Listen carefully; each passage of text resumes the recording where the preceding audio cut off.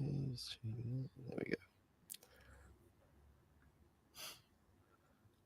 Okay, well, thank you for joining me today. We've got a very special topic for you that we're going to have this discussion about that is somewhat misunderstood, we feel, both out in the public, but also amongst professionals, and how we get help with these kind of things. And that's how we get our child to sleep well. Now, most of the parents out there will know that getting a child to sleep, especially from early ages, is one of the more difficult challenges as a parent. But what do we do when we have sleep issues, and what is the sign of that our children may be struggling with? Today, to discuss this important topic, is Sharon Moore. Thank you, Sharon, for joining me. Oh, it's an absolute pleasure, and it's great to see you. Yeah, great to see you too. We were just talking that the last time we saw each other was a symposium in Rome in 2019, which was quite a long time ago. It's just flown this 5 years, but you've been doing a lot since then, haven't you? You've been in this space. You've been around lecturing and practicing at your practice. Yeah, life has been incredibly busy. And of course, in between all that time, we had COVID as well. Let's not forget that. That really, I think, changed for many of us the way our health practices work. But yes, I have been very busy, and a lot of lecturing around the world, which has been a lot of fun, and connecting in the lecturing a lot with medical and dental specialists, but clinically connecting with parents and families, which is really, that's where the rubber hits the road, right? No, absolutely. And we were just talking about this, that sleep is such a hard problem for parents out there, and that they get so much information and sometimes so little information. So I'm really excited to dive into this. You cross, this this area through both your speech training, but also to myofunctional therapy. Tell us a little bit about your earlier kind of discoveries as to what tipped you into the world of kind of sleep and myofunctional therapy, and what were your initial kind of experiences that opened your mind to this? Oh, it's such a great question. And I am asked that quite often, actually. Probably about 10 years ago, I'd started reading some of the research from sleep medicine. And it shocked me because I was suddenly learning that sleep is a pillar of health, but no one was really talking about it. And particularly for children, getting the right sleep, which absolutely isn't always easy, I have to caveat that, is really critical for their development. And not just one part of their development, but pretty much every domain of their development: physical, mental, emotional, and social. And it shocked me because I realized as a clinical person that, well, if kids aren't getting the right sleep, how could I, as a clinician, deliver effective therapy? That was a big question mark, because when there are sleep issues, and at the pillar of health level, it doesn't really matter what causes that sleep issue, but it's going to impact their learning and their focus and their memory. And that's the very things that kids and families require actually to be successful in therapy. So I felt that if there were sleep-wrecked kids in my clinic, how was I going to be an effective clinician? So I felt like I needed to start screening kids. And the other part of it that's relevant to what I do clinically is working with those muscles in the airway that impact breathing. And of course, breathing is one of those things that's very central to good sleep. And so this was all coming together around about 10 years ago. It was that research in sleep medicine, and then starting to understand also that the muscle systems in this airways up here, where we were doing work with speech and voice and other things relevant to speech pathology, they were actually really important for sleep as well, sleep and breathing. So it was all that information coming together, I think, that really spurred me on to write Sleep Wreck Kids. Number one, I thought kids they just truly deserve to get the sleep they need every single night to be healthy and happy. But equally, at number one, parents really deserve to have the information. Like, they deserve to have the science that got me fired up and many other health professionals. They deserve to have that at their fingertips, that knowledge.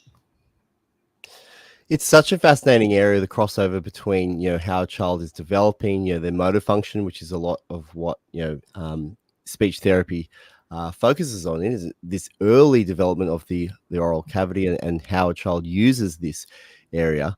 But it's funny though, we don't generally connect this into sleep, and there's been this little bit of a bridge that's kind of been built over the last 10 years, which people like yourselves and many other professionals have been starting to say, hey, this is all connected. But as you say, for parents, it's a little bit of a confusing area, because there's often in the healthcare system, practitioners will focus on one presentation, one symptom, and maybe not consider how the whole environment of the child and the whole body is actually affecting all that. So it's a fascinating link that you've made over the last 10 years.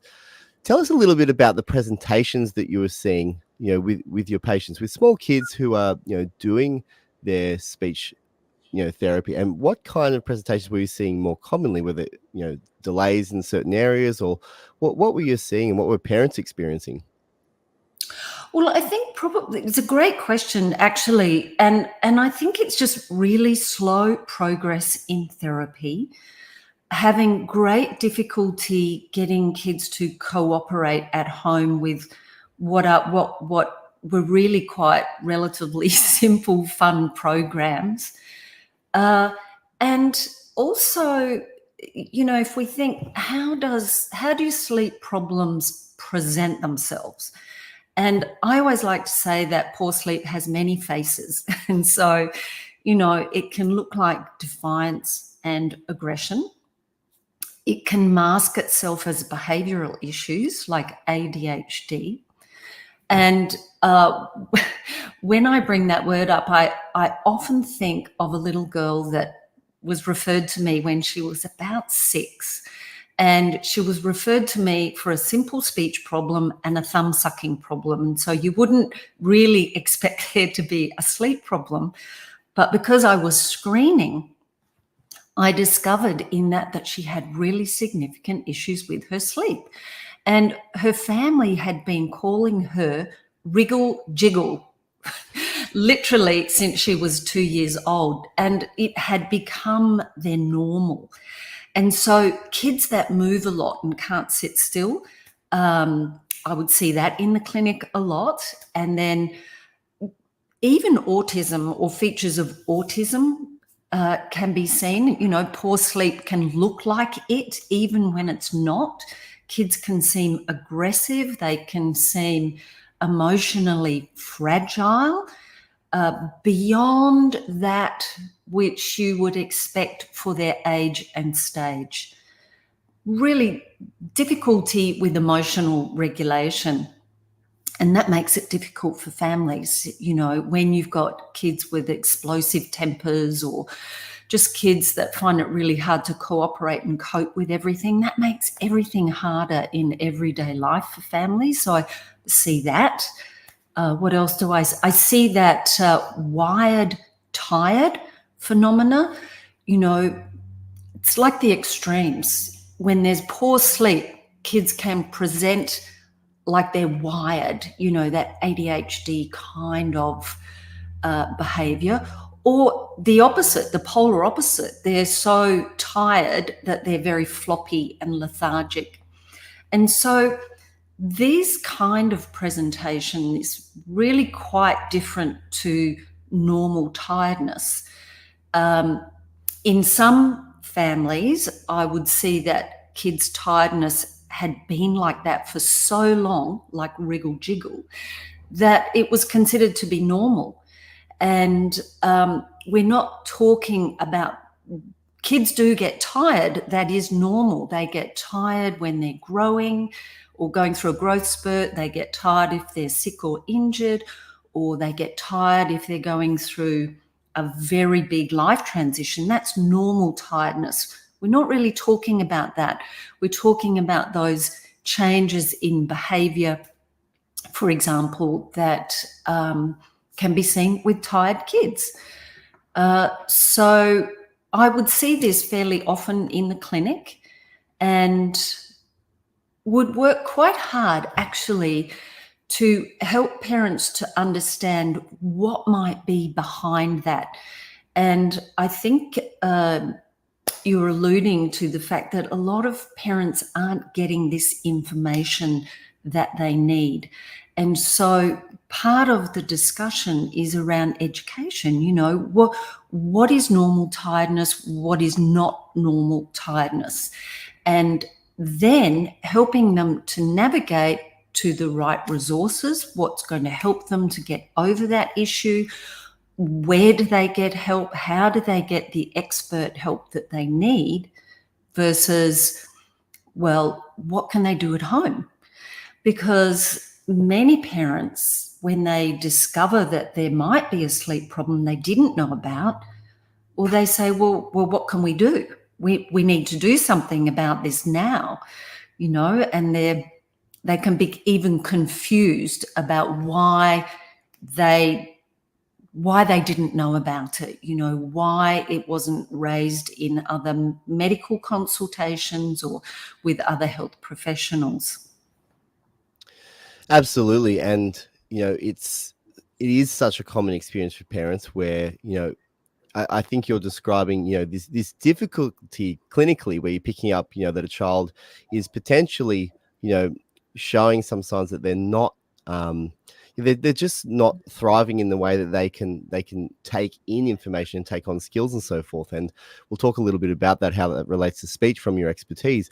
But then, you know, we see it in the dental chair a lot as well, is that, you know, that the parents are, you know, bringing the child in for some other kind of presentation, and we're looking at, you know, their teeth and oral health in general. But then there's all these warning signs of that the sleep isn't right, and it's just so much more effective when you start to build in this sleep assessment alongside, you know, what, you know, how we're assessing the child as a whole. So, and we'll definitely go into that as we discussed with some more clinical protocols too, because the question is, what do we do about it once we find it?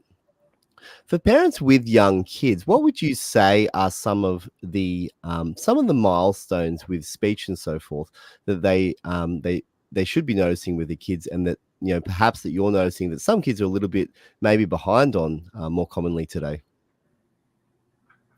Yeah, look, there's direct connection between sleep issues, consistent sleep issues, and communication development. So there's research to show that kids who aren't getting the right sleep for whatever reason will be delayed in their language development and their speech development. And recently, there has also been some research connecting poor sleep and even disfluency or stuttering. And there are some milestones in children's development. If we talk about language, generally at the age of 1, we would be expecting children to have single words at least. And then by the age of 2, 2-word combinations. By the age of 3, kids are starting to use phrases.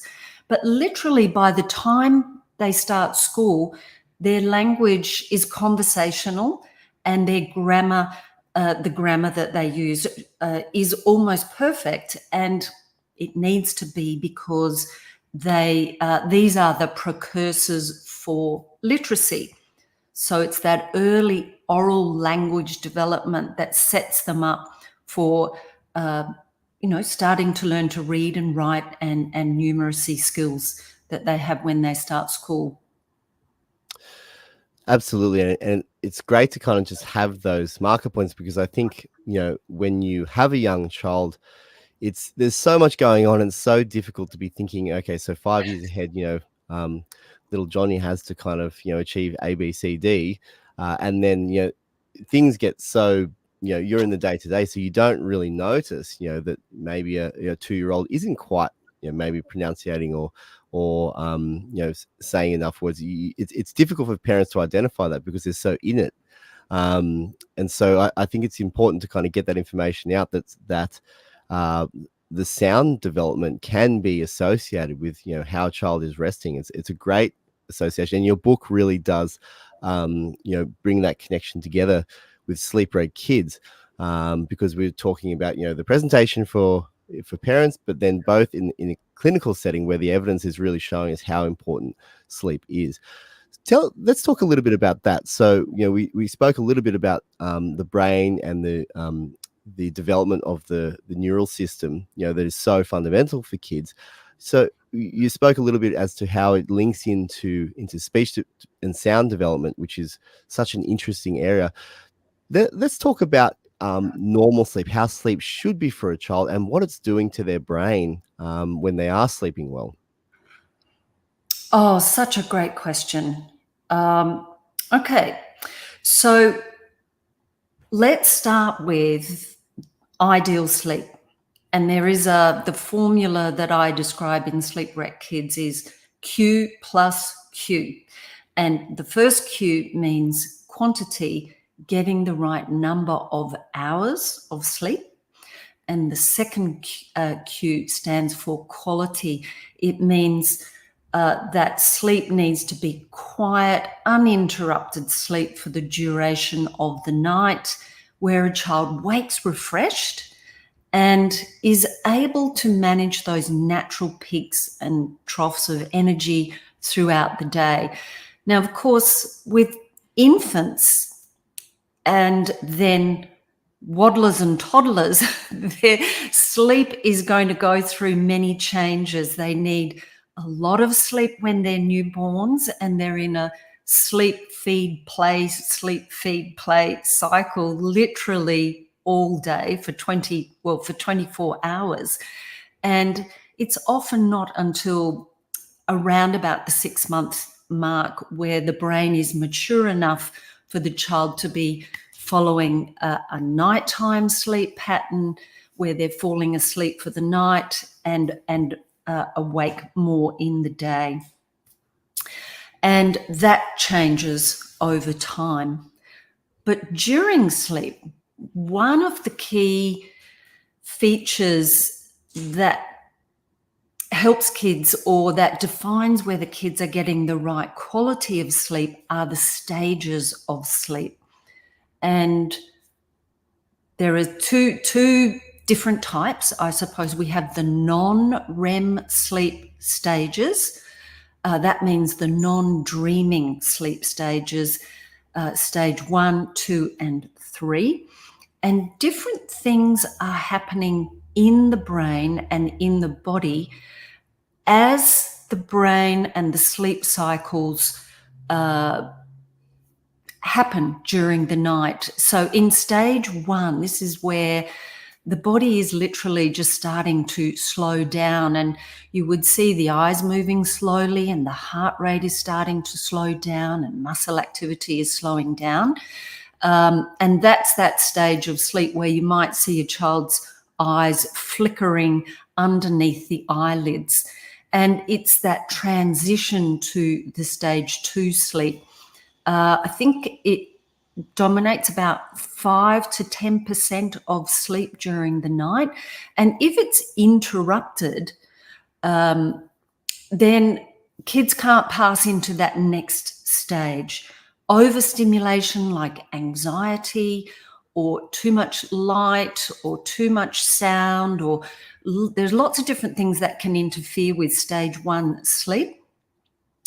But if it's going well, children will then pass into the stage 2 sleep, which is the eye movement stops, the temperature begins to drop even more, and the heart rate slows down, and the muscles are relaxing. And this is the stage where children might snore if something interferes with it, if the muscles are too relaxed or there's some kind of obstruction in the airway. And so sleep disorder breathing during this phase can interrupt it and stop a child going into those next deeper phases of sleep.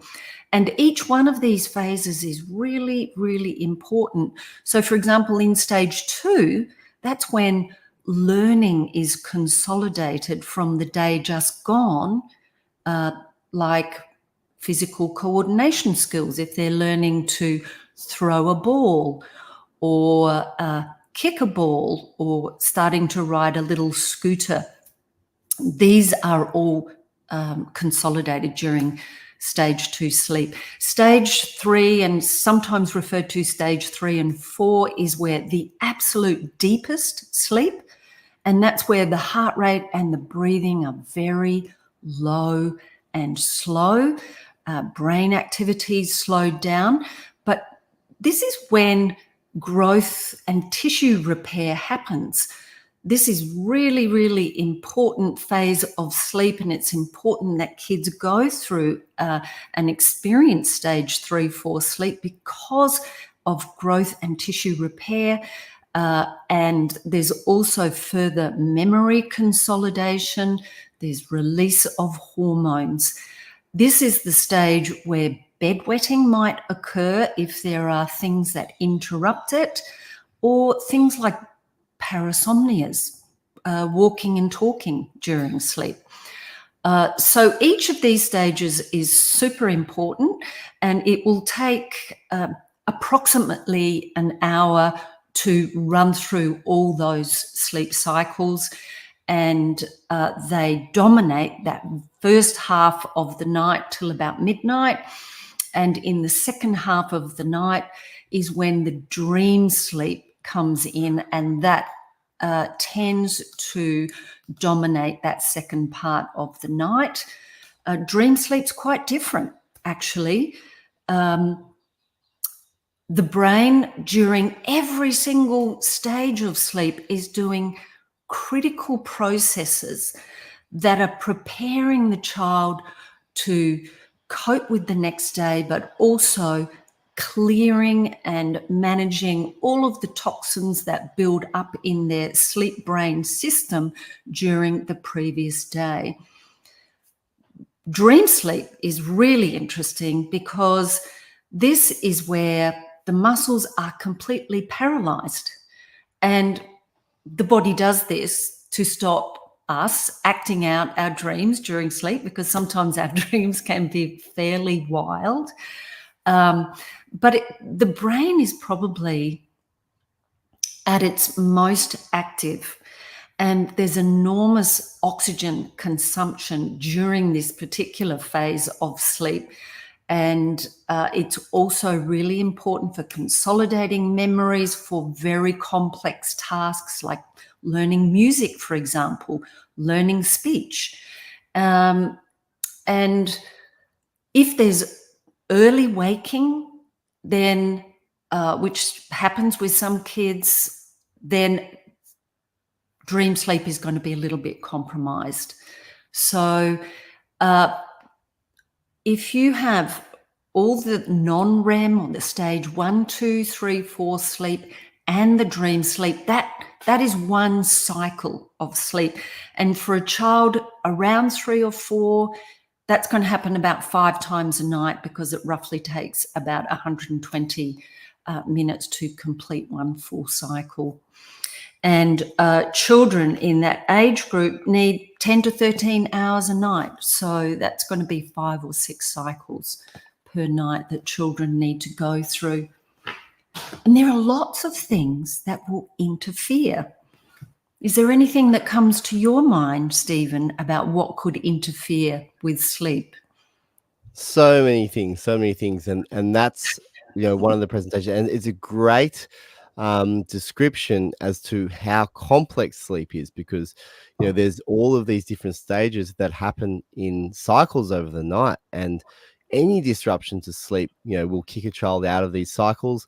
And then all of those presentations that parents will see with kids is potentially showing that maybe there is an issue with sleep. And so yes, I mean, you experience this with young kids very, very very lucidly that sleep is a difficult process to and every child's different, but there seems to be, I mean, we've built a bit of a formula around sleep because sleep's, we feel is very important, but obviously executing that for a child is hard. And so what would you say are some of the disruptions to sleep that are that you're seeing present with kids with that? You mentioned some in terms of bedwetting and sleepwalking and so forth. What are some of the presentations of poor sleep or sleep wreck kids that you see regularly? Oh, that's another great question. And I think you're also making another really important point, is that pediatric sleep or children's sleep is an incredibly complex area. And I would often say there are many moving parts. And to help me try to make sense of what all that means in my clinic and with the families in my care, I developed a framework that helps me see sleep in two main ways. The first way is to look at sleep health practices. And another word for it is sleep hygiene. You hear that word used a fair bit. In my book, Sleep Wrecked Kids, I used the terminology disordered sleep or out of order sleep. And the reason that I did that was because that was the terminology, or they were the words that seemed to make sense to parents. And when we're talking about sleep health practices, we're really talking about how is the sleep environment set up? What are the behaviors around sleep? What are the routines around sleep? And there are, of course, ideals or something that we would want to strive for. So there's that, the sleep health practices. And then the other part of this two-pronged framework, I guess, what happens if it's a sleep disorder? And that is something that is interfering with sleep that really needs medical expertise. And what are some of the common ones? Okay, probably the most prevalent sleep disorder that would require medical expertise is insomnia.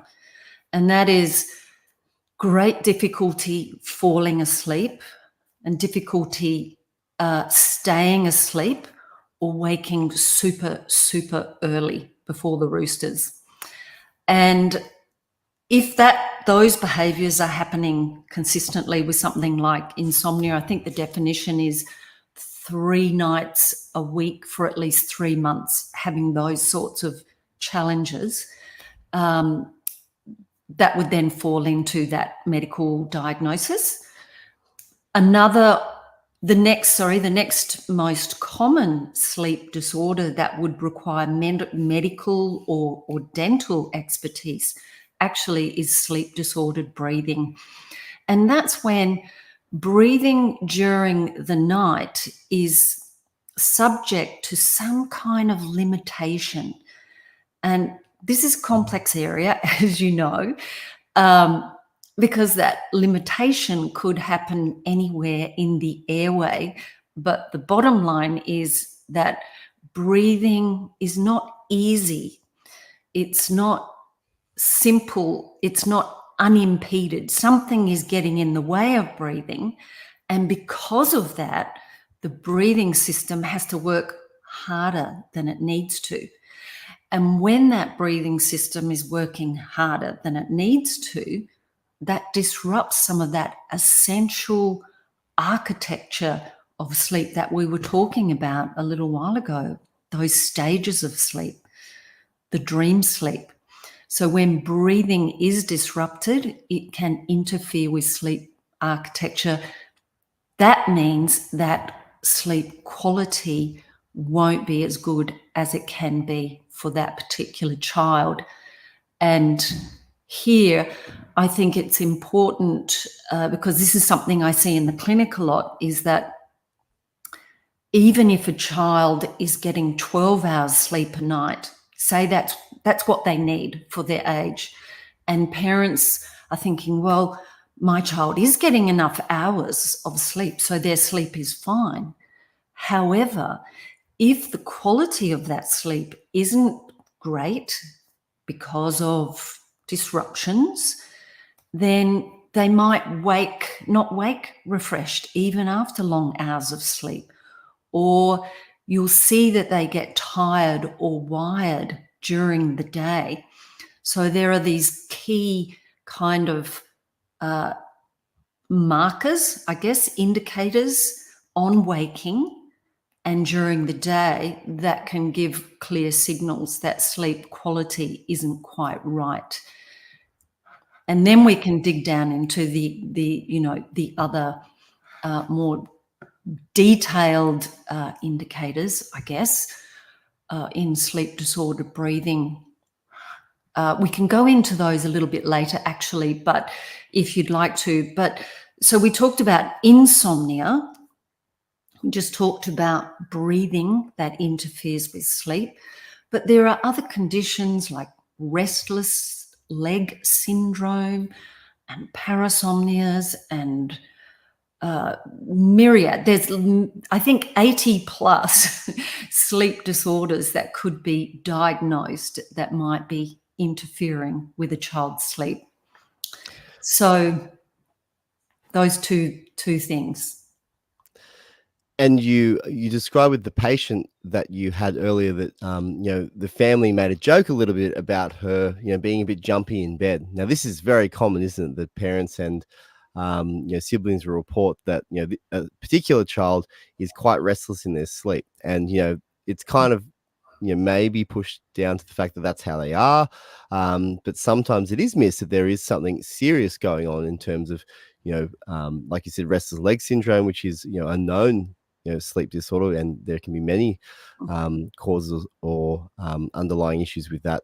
But then it's the identification, isn't it, that hey, sleep should be this very calm, there should be a set duration, as you say, but then also to the quality of sleep is important, and the breathing is so important too, because the autonomic nervous system and everything that the brain is doing during those stages of sleep, which you describe so well and in your book too, is that the child needs to be breathing so well here, and it's just such a detailed and important area for parents to be aware of. What would you say, maybe looking back to your own parenting experiences as well, but what would you say, getting a child to sleep is really hard, right? So if we go back to kind of ground zero before we untie all of those more detailed sleep symptoms, what would you say is a normal period for a mother with a newborn to get a child to sleep through the night? You said roughly 6 months, but there's not a lot of consensus here as to exactly what when a mother should be trying to or expecting it to to sleep through the night. And then there's a lot of kids that present that have never slept through the night, which we see a lot. And I think the understanding exactly perhaps what is a more normal set of sleep behaviors in a newborn child. What should a mother be thinking about here? Oh, I think one of the most important things with newborns is that because they're feeding throughout the night and throughout the day, is that there's a part of the brain called the suprachiasmatic nucleus, the SCN, and it's where circadian rhythms, sorry to use these big words, but the circadian rhythms and really are what determines a child's ability to fall asleep and release the right hormones like melatonin that help children go off to sleep. And that's not mature in newborn babies. It's not mature at all. And most of the research that I've seen is that it's around about the 6-month mark where those the circadian rhythm part of the brain is mature enough to start to trigger sleep fairly soon after lying down. Okay, where do we go from there? Routines are really super important. We could never underestimate the importance of routines with the baby, because that's how the brain learns. So with newborns, as hard as it might be, is to follow exactly the same routine every time the babies are going to sleep. And the second one that I think has been really important is first thing in the morning when babies wake is to expose their pupils to sunlight, because sunlight or daylight is one of the things that helps a baby's brain and that suprachiasmatic nucleus to start developing or maturing that ability to produce that melatonin that helps a baby fall asleep. So they would be the two important things. Never underestimate the routines and try to get daylight, sunlight first thing in the morning. I think that's two great tips, and also describe very well how we're trying to allow a newborn child to develop the neurohormonal messages of sleep, which is a very complex kind of neurochemical process from the suprachiasmatic nucleus. But then a child doesn't know this. They've been thrown onto the planet, and their brain doesn't know to release these hormones to start with. And as you said, there's this connection to feeding through the night, but then it's the kind of the parents' role to help build these routines in so that the child learns to sleep, and that their rhythms start to kick in internally as well as externally. And it's a great tip. I love the morning sunlight tip, because that's that really circadian message, and you're just allowing the child to receive that circadian message. And then over weeks to months, if they receive this morning light, their brain will start to release melatonin at that time. So it's a great tip, but also to a general guideline for parents who are going through this period where it is really hard. It is such a hard period to have a newborn that doesn't sleep very well, and you forget, even no matter how many times you go back and we say sleep wrecked kids, there's more sleep wrecked parents out there, because the last thing that kind of gets addressed is then the poor parent has to go to sleep once they've got their child to sleep, right? Oh, look, I was thinking that exactly as you were talking. I was thinking it's such a difficult period for parents, and there isn't a lot of support. And I think that if some of these tips, if you like, aren't working, the thing that I would always encourage parents to do is don't be afraid to reach out, because there are some early childhood nurses who are fantastic in this area. They're very, very skilled at supporting parents. And look, when parents are tired, they experience all the many faces of poor sleep that we see in kids. Only, we have a little bit more agency over the way we behave, hopefully.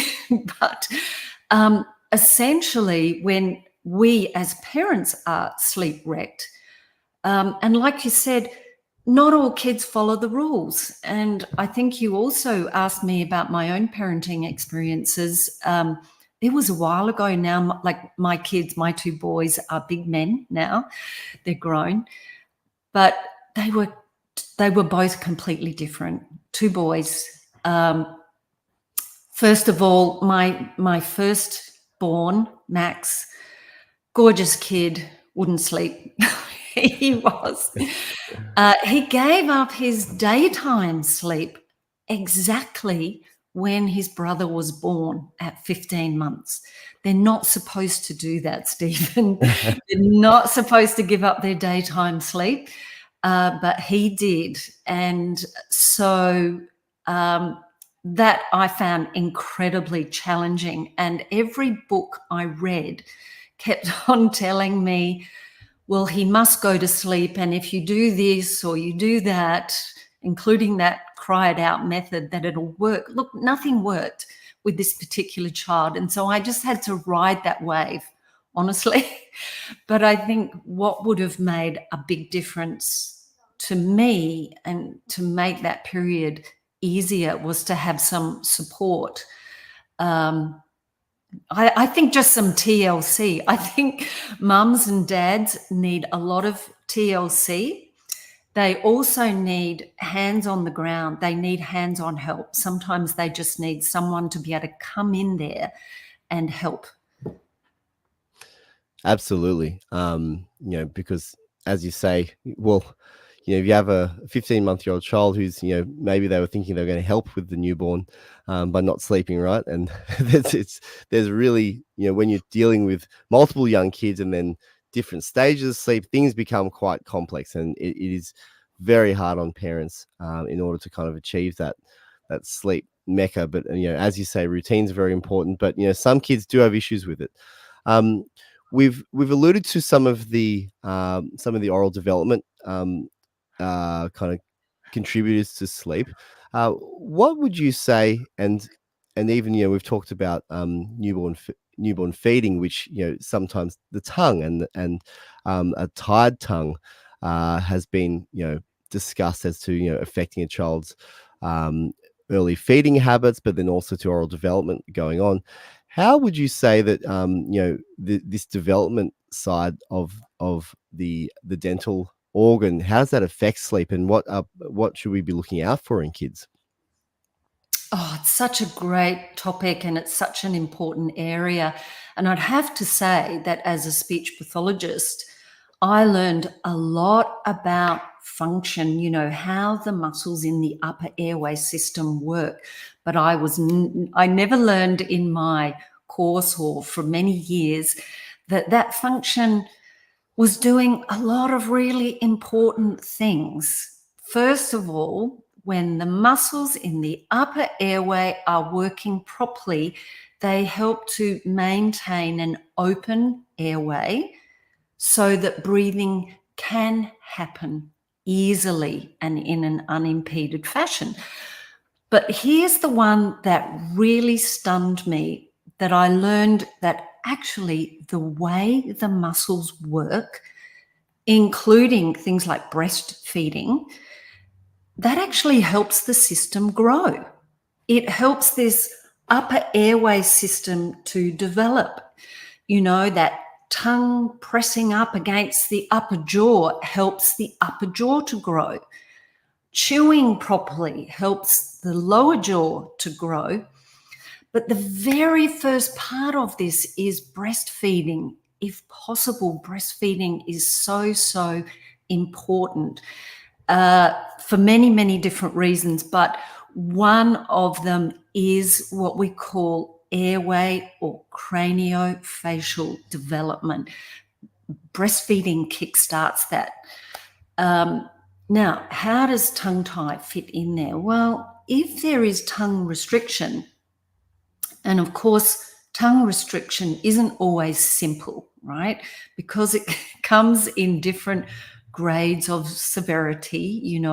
Sometimes you can see an infant who's got a significant tongue tie, who's still feeding well, versus a child with what we would think of as a more mild tongue tie that is really interfering with their ability to feed well. But I think the key point is that if a child is having difficulty with breastfeeding and a mum really wants to be able to breastfeed for all the many reasons that we know why it's important, then it's important to find an early childhood nurse or an IBCLC, the specially trained feeding nurses, to help to unravel why that breastfeeding is challenging, because there can be so many different reasons, and tongue tie is one of those reasons. We have at the Canberra Hospital, which is our major hospital where I live, we have a doctor called Dr. David Todd, and he and his wife, Monica Hogan, who's a specialist early feeding nurse, they've been able to develop a program in the hospital where every infant is checked for tongue tie, and they will provide tongue tie release if they see that that tongue tie is interfering with breastfeeding in those first 3 months of life. And I think that would be really great to be able to see that replicated across every hospital where children are being born.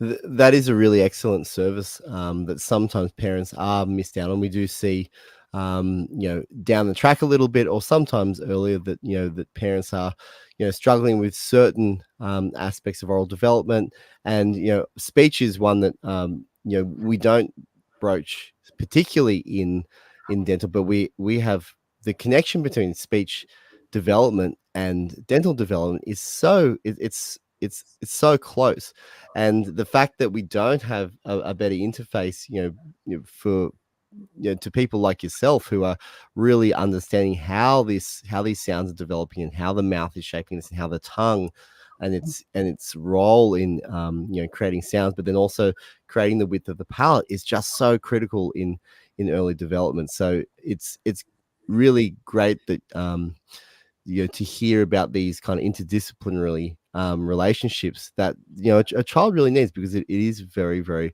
complex. Let's talk about, so we mentioned breathing before. So what are some of the breathing issues that kids that you're seeing are experiencing, and what effect is that having on their sleep?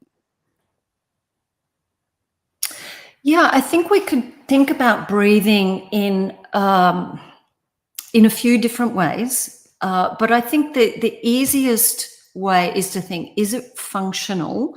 Is it easy, unimpeded flow of air from the outside to the lungs?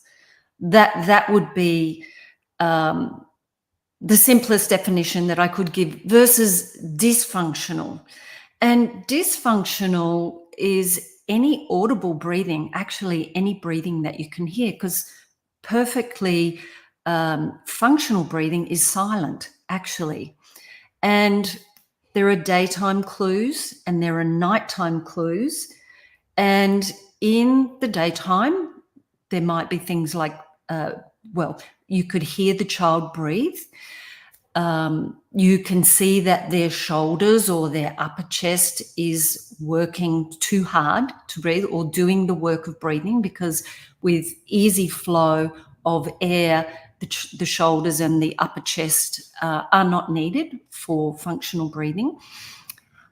Then during sleep, there are quite a few signs that you might notice that would indicate that breathing isn't quite as it should be and might disrupt sleep. And that's audible breathing, any breathing that you can hear, including snoring. It's children who might wake with a gasp or a startle. You might see chest and body movements, because breathing is a little bit of hard work for kids during the night. They might have night sweats because breathing is hard work. You might notice breath holding or body in odd positions. Sometimes if breathing is not quite right, the body puts itself into a position at night that literally makes breathing easier. And that might be a chin up, head back position. Might notice drool on the pillow, which happens with mouth breathing, open mouth breathing. And things like teeth grinding would go hand in hand with dysfunctional breathing. So those are some of the signs day and night that would give clues around breathing that's not as good as it could be. And you say, well, why is that happening? And I think there are 3 ways of thinking about dysfunctional breathing. Is some part of the airway too narrow or too small for the air to flow easily? Is there an obstruction somewhere? Is there something getting in the way of good breathing? And the third one is collapsibility. Are those tissues and muscles inside of the airway, are they collapsing and not working as well as they should to hold that airway open? So does that give Absolutely, something yes. to think about? Yeah, absolutely. The cardinal signs of breathing, and that parents, are seeing a lot today is we have this mouth breathing epidemic in kids, and as you said, it presents in many different ways and has many different causes and and reasons as to why a child moves to this. And then there's the challenging side of how do we deal with this clinically, right? And this is something that you've been focusing on recently, is that what is the approach that you've developed to help parents? Let's talk about, say, a 3 to 4 year old child who is not a great sleeper, but the parent, maybe hasn't noticed that these, symptoms are perhaps, affecting their other development sides, and they might present to you, for instance, for speech issues. What do you see as as an effective clinical approach to a child that isn't sleeping well and presenting in this way? Great question. And I think it starts with the screening. And so I use a number of different screening tools which would profile, well, what exactly is happening with the sleep during the night? And that's like a baseline. And so with that, I really use it as an education moment for parents as well. So I ask them to gather information around by using things like SnoreLab app, taking some photos and videos of the typical position and the typical breathing of their child at night. I certainly don't expect them to stay up all night to do that. It's just a snapshot of their breathing after their child goes to sleep, before they go to bed, before the parents go to bed, or in the morning before the children wake up. So we profile the sleep. And then clinically, if there are indications that breathing is not as good as it should be, and that might be part of the issue, then I will go on to do what's called a craniofacial functional assessment. And we can look at the way the muscles are working for breathing and chewing and swallowing, and we can look at the way whether or not a child can control certain important movements of the tongue and the lips and the face. But as we're doing that, we also must really understand in detail, how is the system built? What's happening with the structure? Because we can't look at how the system is working until we also understand what is the structure, what is the bony structure in the face and the jaws, because it's the bony structure or the skeleton that forms the front part of the airway. And so in my assessment, I would always look at the shape and size of the face, the facial bones and the jaw bones and the nose in particular. And I would look inside at the back of a child's throat. And that's not my area of diagnosis, but I have to understand what is going on and understand whether a child might have deficient growth or insufficient growth that can affect breathing, and that can affect the way breathing happens in that system, the way those muscles are able to hold the airway open or not, as the case may be. And if I think that bony structures, facial development or jaw development is an issue, I will suggest for the parents or the family to get a consult from a dentist who's happy to work with young children.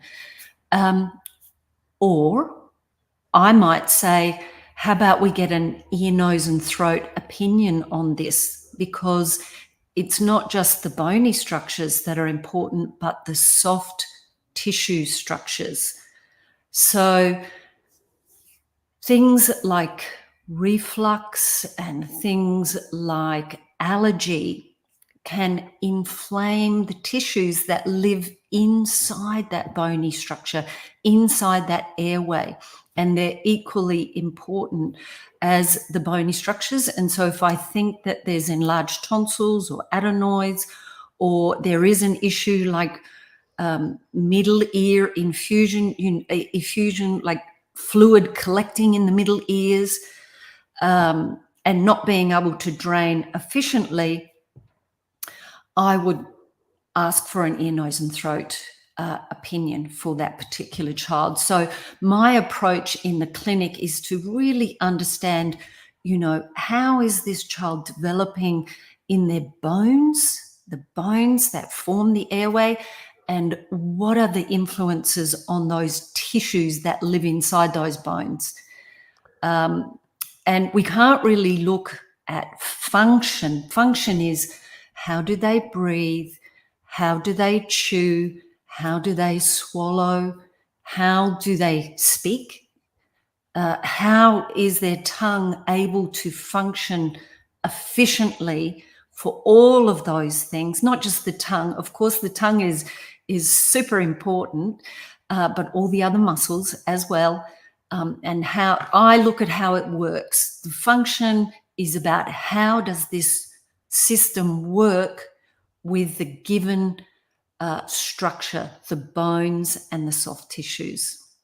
Just on that, Sharon, actually, Louise here brings up a good question. She says that her daughter mouth breathes at night and she has a slight underbite, and she's asking if this is connected.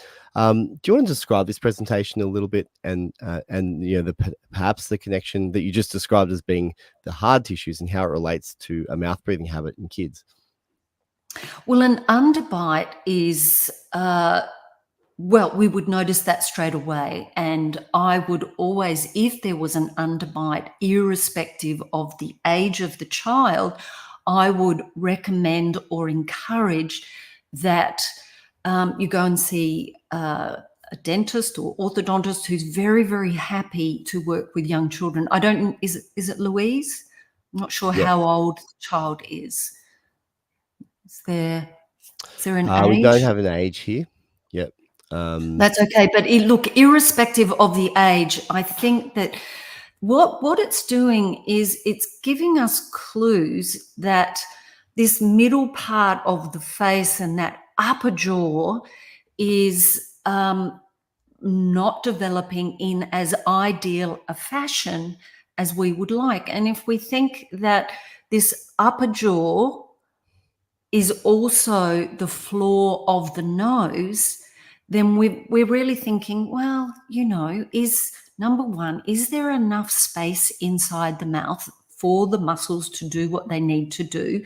But secondly, is there enough space in the nasal cavity for air to move easily in that, I said early, in that unimpeded fashion?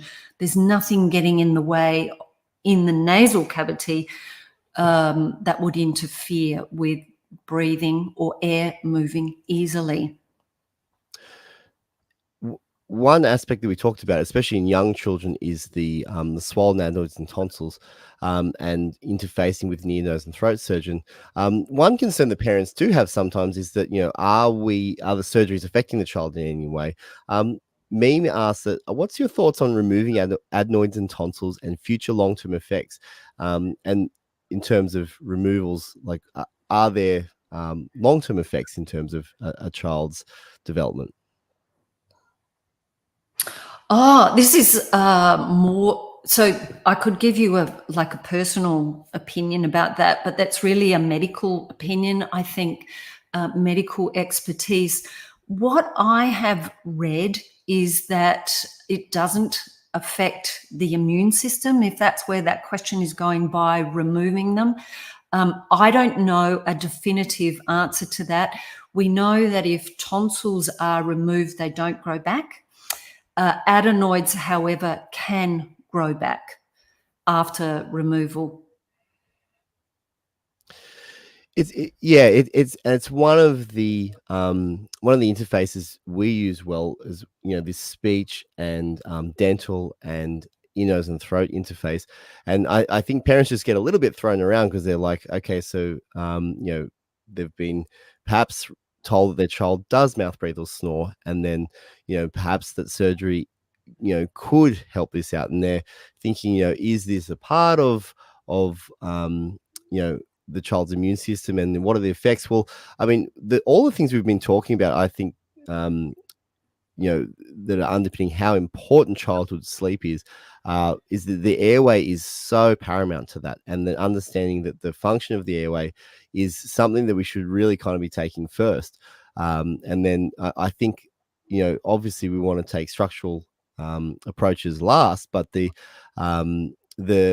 have to get a child breathing right to elucidate all of the great processes that you're describing. Yes, and I think triaging is really important. So if you had, it's understanding the severity. And so if there were grade 4 kissing tonsils that were obstructing the airway and obstructive sleep apnea, which is the severe end of breathing disruptions during sleep, then that's a more urgent issue. And that, I completely understand parents' cautiousness around any surgery, because surgeries are a big deal. Any surgery, even a simple surgery that involves a GA, involves a level of risk, which I think is what many parents are nervous about. So I think working with health professionals that can help to explore the urgency of it and explore other options. And if you see if other options, like, for example, with the underbite, little person with the underbite, if there was a way of expanding that upper jaw or getting that upper jaw to grow more efficiently and make some more room, then that could be an avenue that you could go down. And I think that there's some good research to support palatal expansion approaches in children who've got malocclusions like that one that you describe. But again, I think it comes down to parents understanding, well, how severe is the problem? To what degree is it affecting the way my child is developing? To what degree is it affecting my child's immunity, my child's growth? So it's about being able to have a conversation. I think parents finding a health professional where they feel like they can have a really robust discussion and just say, what is the best way forward here, and what are you comfortable with as a parent? Absolutely. And some of the, we've spoken a lot of the identification, but just to round out, would you like to kind of, share some of some of the success stories and the changes that parents may expect to see when we do improve their sleep, and when we do help a child to get that rest that they need for growth and development? What changes in a child may a parent expect? Well, I think that's such a great question. Look, I just think that a lot of the families that I see, when I first see them, they haven't been aware of the significance of the sleep problem. And then when they realize, they start to see it. And then when we get some solutions in place, they forget really quickly how bad it was. That's something that I see. And so I sometimes think about it as that phenomena of childbirth. It's tough when you're in the middle of it. It's but you forget the pain of childbirth very, very quickly afterwards. And that is a phenomena that I certainly see in families. And so one of the things that I try to do is do the follow-up screening questionnaires you know how I said we collect baselines and screening information in the beginning. Well, after 3 months or 6 months or however long we're working together, I will repeat those screenings, and we will put those screenings next to each other and say, oh, this is interesting because 3 months ago, that's what was happening. And now look, 3 months later, this is what was happening.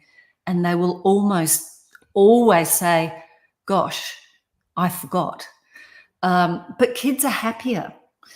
And I think when kids are happier, and they do better at school if they're school age, and they do better at their early learning centres if they're at that preschool age. And I think things work more smoothly in all areas of life when kids are on track. And sleep is such a defining pillar of health that contributes to a child's everyday health and happiness. That is the simplest way I can describe it. And I think every child deserves to be healthy and happy. And it's probably every parent's goal to be able to forget about sleep issues that have haunted them for some time. And it's a great thing to forget because it does happen. Yes, but we are absolutely programmed to forget some of these experiences because they are not pleasant. Sharon, thank you so much for joining me today. Where can people find you, and where can they get your book if they'd like to read more about all the things that you've talked about today? Oh, okay. Well, depending on where you are, in the US, Sleep Wreck Kids is available in bookstores, many bookstores. If the bookstore doesn't have it, you can order it. It's available on all the major online electronic platforms like Amazon. If to learn more about what I do, I have a clinical website, www.wellspoken.com.au, on Facebook and Instagram at the Kids Sleep Puzzle. And I'm also developing a brand new parent resource, actually, which will be launched. It's not too far away from launch, but it has a lot of the resources and courses, as I call them, that would help parents to navigate this in a way that feels like they're the one in control. And that's going to be wellspokenmykajabi.com/parents. I can send you a link to that if anybody wants to have a look. We've got landing pages on that. And you can certainly let me know that you're interested if you want more information on that. We'll post all the links, yes, so that we so that we can get that into the episode notes. Well, Sharon, thank you so much for sharing all your wisdom and all of the discoveries that you've made in such an important area. I'm looking forward to catching up soon, and hopefully it's not too long between the last time we saw each other. Oh, so it's not see you in 5 years. Anyway. Yeah, exactly. We need to see each other sooner than that. No. Look, it's an absolute pleasure. Thank you so much for having me. And I really hope that some of the things that we've discussed today are helpful for parents, because parents deserve this knowledge at their fingertips. Thank you so much. Absolutely. And it absolutely will help people. Thank you so much, Sharon.